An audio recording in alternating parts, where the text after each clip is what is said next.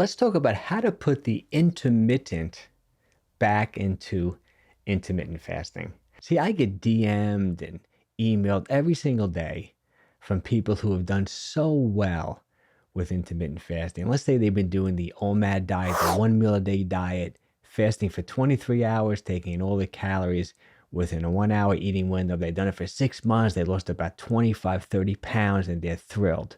But I also get a number of emails and DMs from people who have been doing, say, the OMAD diet for 6 months, lost 25, 30 pounds, and all of a sudden stopped losing weight and actually started gaining weight.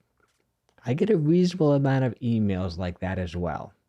And what that tells me is that people are forgetting to put the intermittent back into intermittent fasting. And let me explain why someone who's been, say, fasting like that every single day for months might stop losing weight.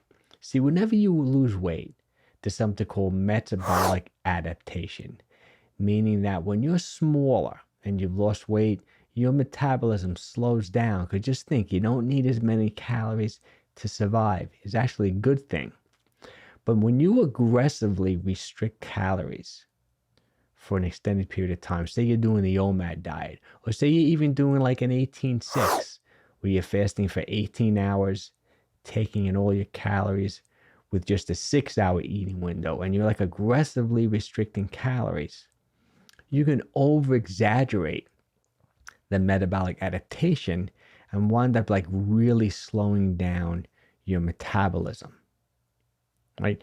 So if you did intermittent fasting, like say you do the OMAD diet more intermittently, not every day, say 2, 3, or maybe even 4 times a week, you're going to be automatically cycling your calories, meaning that some days you'll be eating more, other days you'll be eating less. Maybe at the end of the month, you'll still be in a calorie deficit and lose weight, but you're going to minimize the slowdown in your metabolism by not fasting every single day. See, it's really important, I think, to do these fasting strategies intermittently. It's not good to be in a calorie restricted state aggressively for months on end or even years. Like my favorite way to do intermittent fasting is, for example, say on a Monday, say I would do an OMAD day. I'd fast for 22, 23 hours on a Monday. So I would kind of be restricting calories that day. Tuesday, I may want to up my calories. Maybe I'll only fast for, say, 14 hours. Wednesday, maybe that's a hard workout day for me. I may just eat 3 meals a day and not fast at all. Just fast 12 hours on a Wednesday. Maybe Thursday, I do an 18-hour fast. Maybe Friday, I'll do a 24-hour fast. I'll fast a whole day. Saturday, I may up my calories, eat normally. Sunday, say I do an OMAD day. I have like a 2-hour feasting meal with my family and friends when they come over to my house. So I'll be cycling my calories all the time.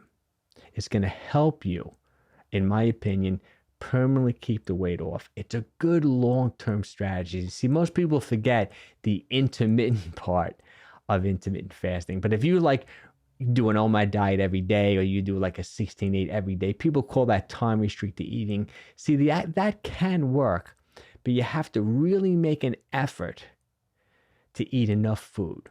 You know, most people who do like the OMAD diet and only eat 1 meal a day, I find long-term don't eat enough protein. A low on important vitamins, minerals, and nutrients, a low on potassium, a low on magnesium. It's very difficult to take in enough good quality nutrition long-term if you're doing the OMAD diet with only a 1-hour eating window every single day. It's a much better intermittent fasting strategy. I think all these fasting strategies, I love all the benefits of fasting. I have so many videos on my YouTube channel about all the benefits and the different types of intermittent fasting. Everything from a 5-2 diet to the fasting mimicking diet, right, to the OMAD diet, to the 18-6, right, to the 16-8. These are all incredible strategies, I think, to help you burn body fat. Plus, you get all the hormonal benefits of being in a fasted state, but you can't overdo it. It's not good. Just a big takeaway from this video is it's not good to restrict calories aggressively for extended periods of time. It's good to cycle your calories. So try it. Okay, now, if you want a specific intermittent fasting program to follow. I put one of my personal training clients on this 4-week low-carb intermittent fasting diet. I'll link up the video here. It kind of maps out exactly the foods and meals you should be eating over a 4-week period. But you'll notice that at the end of the video, I talk about taking a diet break where I wanted my client to up his calories for a week after being in a calorie deficit for a full week. Great strategy for long-term weight loss. Check out the video. I think you'll find it really helpful.